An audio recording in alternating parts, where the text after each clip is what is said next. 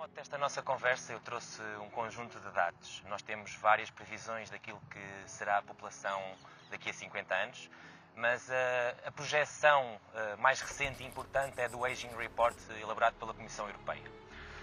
Portanto, nós sabemos que a população europeia irá aumentar de 511 milhões para 520 milhões e que, ao contrário desse aumento, teremos uma diminuição da população em idade ativa, passará dos 333 milhões para 292 milhões. Sabemos também que a população idosa será cada vez mais dependente, passando de uma percentagem do rácio de dependência de pessoas idosas na Europa de 29,6% para um valor muito superior, que será de 51,2%. Portanto, seremos poucos para cuidar de muitos que serão cada vez mais dependentes, exigirão por parte de todos os profissionais uma especialização e uma formação contínua na área da gerontologia e da geriatria.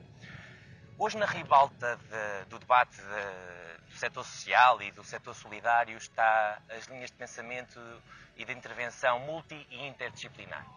Considera que estas linhas de pensamento devem estar expressas na relação de corresponsabilidade entre o Estado e o setor social, no sentido de nos prepararmos cada vez melhor para este cenário que acabei de descrever à doutora Carla? Sem dúvida. Eu até, mais do que corresponsabilidade, diria mesmo interseção. E não apenas entre essas duas áreas, mas também o setor lucrativo, portanto o mercado, não é? Eu penso que este triângulo providencial da proteção social deve ser sempre visto numa relação dinâmica e numa relação que se quer dinâmica se efetivamente queremos enfrentar esses desafios que acabou de referir, não é? Que são desafios que, olhando para os números, são praticamente esmagadores. Mas, de facto, só pela corresponsabilidade e pela interação entre esses vários setores que referiu e também pelo mercado, será possível, de forma positiva, penso que é um termo mais positivo, passa a redundância, enfrentarmos não só os desafios advindos dessas transformações sociodemográficas, mas trabalhar no sentido da prevenção e da promoção do envelhecimento ativo e do envelhecimento positivo e saudável ao longo da vida, porque, na verdade, nós não começamos a envelhecer aos 65 anos, não é? Trata-se de um processo cumulativo, dinâmico, heterogéneo, diferencial e, portanto, nós não podemos desejar chegar aos 65 anos e um dia e começar a ter um envelhecimento saudável. O envelhecimento saudável começa na escola, começa na barriga da mãe, começa nas escolhas que fazemos, nos hábitos de vida saudável, na alimentação, no exercício, na forma de estar na vida e na preparação daquilo que queremos para nós, no nosso projeto de vida e da forma como queremos envelhecer. E se de facto nós começarmos enquanto sociedade, coletivamente, mas também enquanto indivíduos, a traçar esta nossa visão daquilo que queremos e de como queremos envelhecer, em princípio envelheceremos de forma melhor, pelo menos é o que a evidência científica de alguma forma nos diz hoje, e partindo do pressuposto que essa realidade vai ser de facto uma realidade esmagadora e desafiante para todos nós, eu penso que tudo começa na prevenção, na promoção do envelhecimento ativo, saudável, ao longo de toda a vida e não apenas depois dos 65 anos.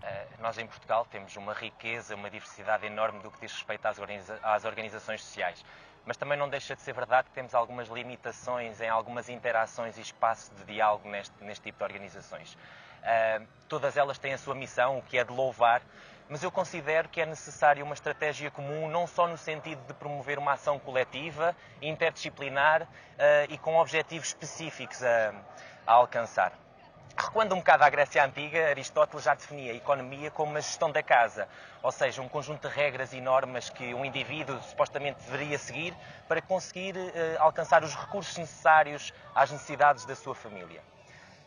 Entre excedentes, lucros e inovação, qual tem de ser o verdadeiro papel da economia social quando nós ainda temos números como 2,4 milhões de portugueses em risco de pobreza, como nos indica o inquérito às condições de vida, realizado pelo Instituto Nacional de Estatística?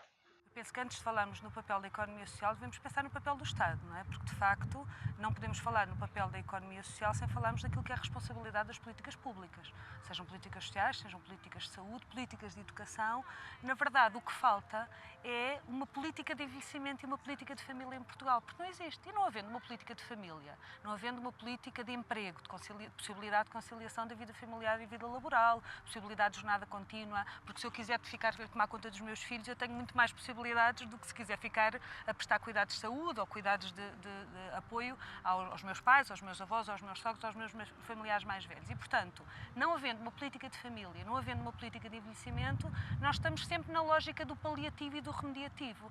Tapa buraco aqui, tapa buraco ali, resolve-se, e a economia social, claro, vai fazendo o seu melhor, com muito boa vontade, naturalmente com muitas dificuldades financeiras, ainda que com os mesmos constrangimentos financeiros, uns apesar de tudo inovam mais do que outros, até porque continuamos a financiar as instituições da mesma forma, façam bem ou façam mal, invistam em formação ou não invistam em formação, queiram inovar ou não, isso daria uma outra discussão de quase de um dia inteiro, mas na verdade, e para não fugir ao foco, dizer que sem uma política de família, sem uma política de envelhecimento, nós estaremos sempre no remediativo, a tapar buracos, a tapar soluções emergenciais, sem olhar as coisas à distância, perspectivando políticas que não se compadecem com períodos eleitorais de 4 anos. Nós estamos a falar em políticas de família, políticas num plano gerontológico nacional que não existe e que muitos outros países, como sabe, já têm, e portanto estamos sempre a olhar nas coisas como se o problema viesse daqui a 300 anos e o problema já está nas nossas mãos. E como não atuamos preventivamente, atempadamente e na prospeção relativamente, por isso é que o Kofi Annan falava numa revolução silenciosa, ela hoje não é silenciosa, é gritante. É gritante e a todos nos vai interpelar. E portanto eu diria que falar de economia social será uma conversa consequente, mas não podemos desviar o foco daquilo que deve ser a nossa preocupação, que é ao Estado que cumpre a proteção social dos indivíduos em situações de vulnerabilidade, de fragilidade, de dependência, de doença. Onde está o Estado? Onde param as políticas de saúde? Onde para o estado da qualidade do nosso Serviço Nacional de Saúde, que foi de facto uma grande conquista, mas agora não podemos ficar a bater palmas ao Serviço Nacional de Saúde, e como se ele de facto foi uma grande aquisição, mas nós estamos a regredir em qualidade, Não é só suficiente. Exatamente, e portanto cabe ao Estado esta responsabilidade. Não se trata de um assunto que possa ser resolvido num ou noutro Ministério. Não há Ministério rigorosamente nenhum que não deva ser acolhido e estar à mesma mesa na discussão sobre as questões do enfrentamento dos desafios sociodemográficos e todas as transformações sociodemográficas a que assistimos neste momento. E não estou a falar só no envelhecimento, estou a falar nas questões da natalidade, nas questões também dos fenómenos migratórios, etc. E, portanto, o que é que nós vamos fazer? Não há Ministério nenhum que esteja ausente desta responsabilidade.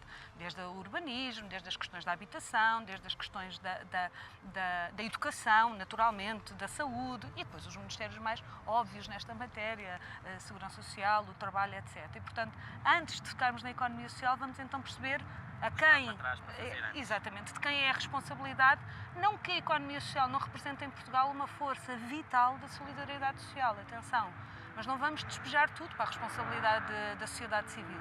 A sociedade civil e nos países do sul da Europa, e Portugal, obviamente, em Portugal também, tem uma vitalidade extraordinária. Se não fossem as instituições da economia social, como estariam muitos dos nossos concidadãos?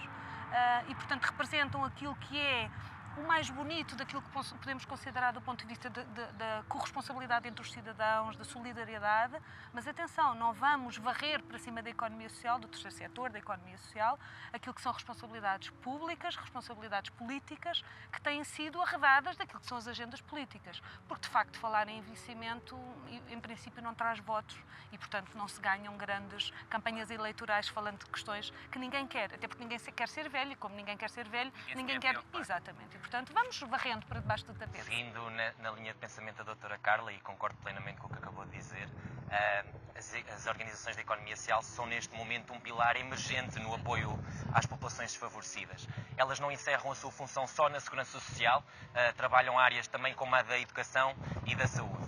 Eu considero que o futuro dos serviços no que respeita às pessoas idosas será a domicilização, passo o termo, das respostas sociais. Não só por uma questão de autodeterminação, mas também penso que será pela imagem que a sociedade portuguesa tem das próprias respostas sociais para pessoas idosas. O serviço de apoio domiciliário tem sido deixado de parte nos vários programas do Procoop. Nós sabemos que provavelmente será uma resposta de futuro, não nos moldes que se inserem hoje, mas de uma forma completamente reformulada. Nós acabamos com o apoio domiciliário integrado, continuamos a prestar serviços em serviço de apoio domiciliário que as pessoas não necessitam e quando é necessário intervir em casos mais agudos nós não temos capacidade de resposta. Qual deve ser o caminho da reestruturação das respostas sociais no sentido de colocar a inovação, mas também o conhecimento numa posição efetiva e a par das comunidades? Olha, Diogo, eu gostaria de saber responder a essa questão. Com muita humildade lhe digo que não sei. Tenho algumas reflexões. E é curioso que hoje mesmo tive com uma colega que até é da Santa Casa Misericórdia de Lisboa, que me enviou por mensagem um tesourinho de 2003, onde numa revista da altura do Instituto Superior de Serviço Social de Lisboa, que se chamava a revista Futurando, da coordenação da professora Maria de Luz Quaresma, e em 2013 ela dizia-me: Carla, veja há quantos anos andamos a falar sobre a importância do apoio domiciliário, mas sobretudo um apoio domiciliário que não se reduz às necessidades de sobrevivência das pessoas, que olha as pessoas para além da satisfação das necessidades da alimentação, de higiene e conforto, que são naturalmente dimensões muito importantes da vida humana, mas olhar as pessoas como pessoas e na sua dimensão holística e sobretudo com a dignidade que elas nos merecem. Ela dizia: veja, andamos desde 2003, pelo menos a Carla anda desde 2003 a falar, então o que é que está a falhar? Se nós já diagnosticámos o problema, se nós já identificámos quais são as linhas, todas as políticas, todas as orientações internacionais, da União Europeia especificamente, o mainstream das políticas sociais, as grandes orientações são o aging in place, ou seja, que as pessoas possam viver nas suas casas, nas suas comunidades, mas com dignidade, com segurança, com qualidade, com cuidados de saúde, com equipas com formação. Quem é que nós temos a trabalhar no apoio domiciliário, Diogo? Sejamos realistas.